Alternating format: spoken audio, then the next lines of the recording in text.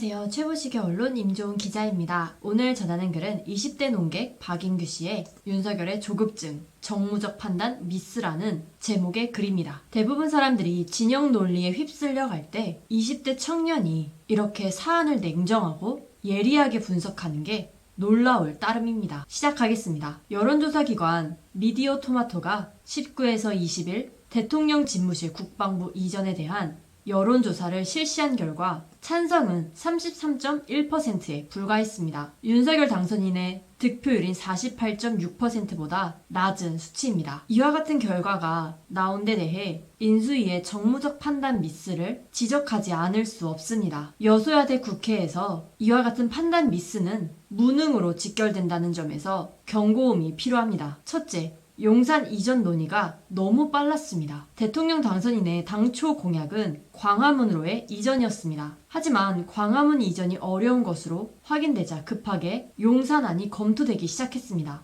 공식적으로 국방부에 통보된 것이 14일이고 언론 보도를 통해 국민에게 알려진 것이 15일입니다. 인수위 측은 용산을 당선 이전부터 검토했다고 하지만 국방부의 한 출입기자의 아이디어를 차용했다는 의혹이 불거질 정도로 준비가 미흡했습니다. 이를 방증하듯 용산 이전 예산은 당초 496억으로 발표됐지만 합참 이전 예산은 포함되지 않았던 터라 추산 비용이 계속 늘어나고 있습니다. 논의와 발표가 급하게 진행되다 보니 우군이었던 사람들조차 포섭하지 못했습니다. 역대 합참의장을 지낸 11명 예비병 고위 장성들이 국방부 청사 이전을 반대하고 나섰기 때문입니다. 이들 중 상당수는 윤 당선인을 지지해온 사람들이고 보수 정권에서 국방장관을 지낸 인사도 포함되어 있습니다. 논의를 성숙하게 진행했더라면 도리어 방법까지 제시해줬을 사람들이지만 하루아침에 국방부를 미운오리 새끼로 취급하면서 군의 사기를 저하시키고 안보 공백에 대한 우려도 키웠습니다. 둘째,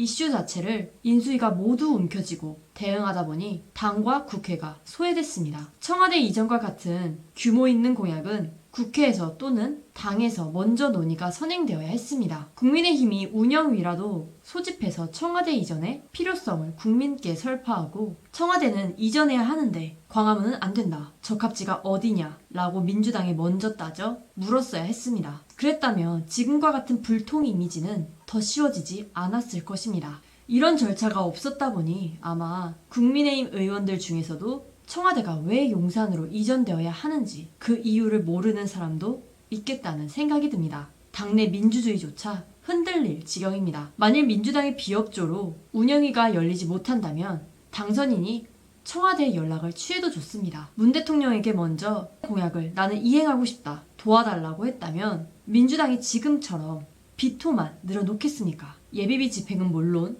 용산으로의 이전도 한층 수월할 것입니다. 청와대를 리모델링하면 되지 왜 이전하느냐라는 비판도 사그라들 수밖에 없습니다. 하지만 이런 과정이 모두 생략된 채 진행됐습니다. 인수위가 이렇게 당선인을 보좌해서는 안 됩니다. 상황이 이 지경까지 이르게 된 건 문재인의 청와대는 틀려먹었다고 외치고 싶은 욕심이 크기 때문으로 봅니다. 물론 정권교체를 이뤄낸 현 시점에서 당선인의 심기는 의기양양하고 사명감도 투철할 수 있습니다. 그러나 때로는 목적을 숨겨야 할 때도 있는 법입니다. 5월 9일까지 임기가 남은 문재인 정권에게 모든 것을 내놓고 떠날 준비나 하라는 인상만 심어주는 것은 적절치 않습니다. 이는 윤 당선인이 내건 국민 통합과도 맞질 않습니다. 윤 후보는 지난달에도 적폐수사 발언으로 인해 정치보복 논란을 불러일으키며 민주당 지지층을 결집시키는 우를 범한 바 있습니다. 0.72%로 가까스로 승리했기 망정이지 만약 패배했다면 그 발언도 분명 원인 중 하나로 꼽혔을 겁니다. 지방선거를 앞둔 국민의힘 현실은 그렇게 녹록지 않습니다.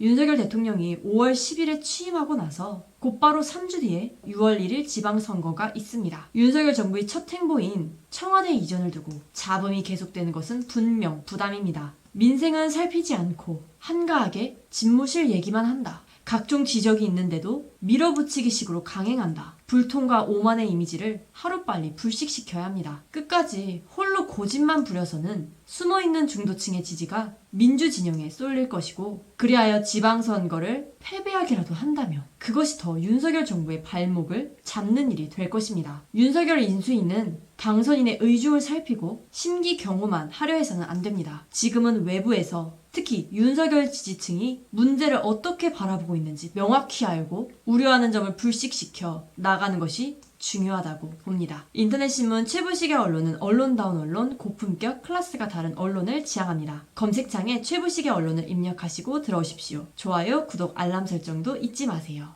좋은 하루 되십시오. 임종훈 기자였습니다.